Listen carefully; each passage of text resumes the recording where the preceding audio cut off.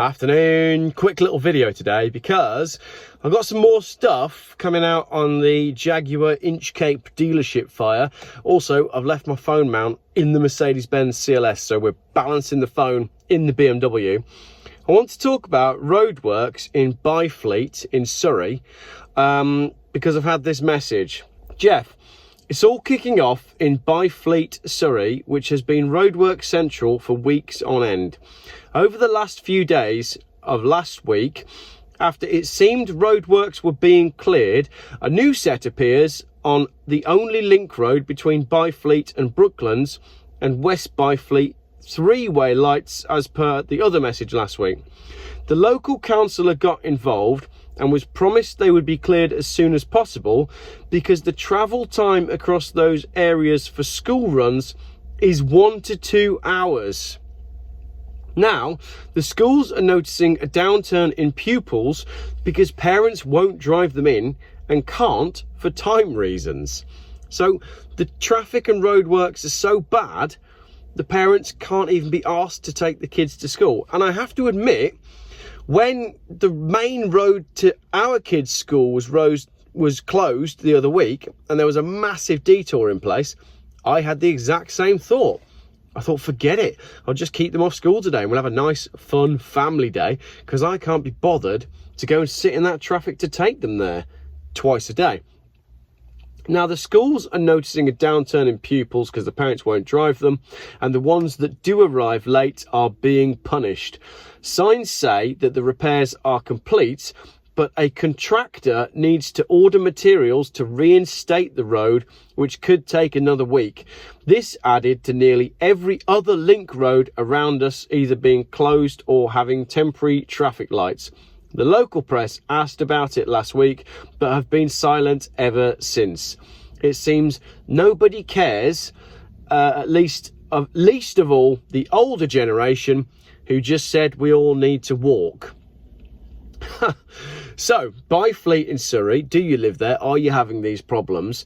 Then I've got sent some screenshots of, interesting, Paul Walker, who owns a Jaguar I-Pace that is in the flood, has just WhatsApped me. He's just had his first valuation, which he needs to query. That'll be coming up in my next video today. It's going to be a good video, that. So someone says it took them an hour and a half from Shearwater to Byfleet. And then someone said you could walk it in an hour. You can get to Byfleet in 40 minutes walking. Is there anyone actually working on the roadworks outside the Queen's Head, or is it unmanned as usual today?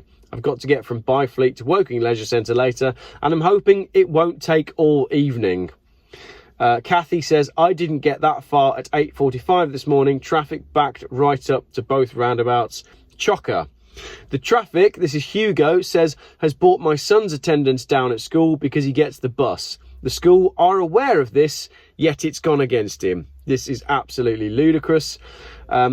Sarah says, both BDB and Fullbrook need to address this. It's truly unfair to impact the attendance. If the kids get the 30 minutes earlier bus, then they are likely to arrive too early, and the schools don't want that either. John, what's the impact on them? Marking pupils down as late? Does it really matter? Are they punished, or do they miss out on privileges or anything? Genuine question. The only reason the school would mark the kids down as late is because it's one of those tick box exercises, isn't it? The school has to achieve a certain standard, and if your child is late, it goes against their overall score, which I guess impacts Ofsted funding. Could you maybe let me know if you know more than me? Why does kids being late make a big difference? Especially if they're not late enough to disrupt anything. We're late all the time, by the way. You could probably guess that from the way that I am. It drives my wife crazy. Then I've got Helen, who says, I think this is a bit off topic. When my 25-minute journey to work now takes 60 to 90 minutes, an hour to an hour and a half, saying walk or get a bus or set off earlier isn't particularly helpful. The point remains that numerous temporary roadworks are now on roads in every direction, and where once it seemed like these were for a matter of days, now they are scheduled for weeks. Are you getting like Groundhog Day syndrome? Because I've been saying this on my YouTube channel for some time.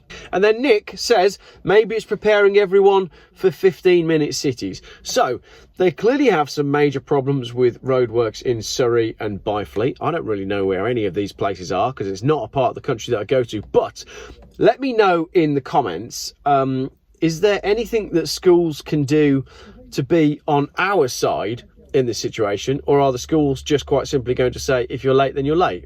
So let me know if you're in Surrey, if you're in Byfleet. I don't really know where these places are, to be totally honest. It's not on my personal geographical radar because it's not an area that I go. But what I can say is these problems are nationwide. I have personally experienced not wanting to take the kids to school because of roadworks. You've seen my rants on YouTube, so this is everywhere all the time.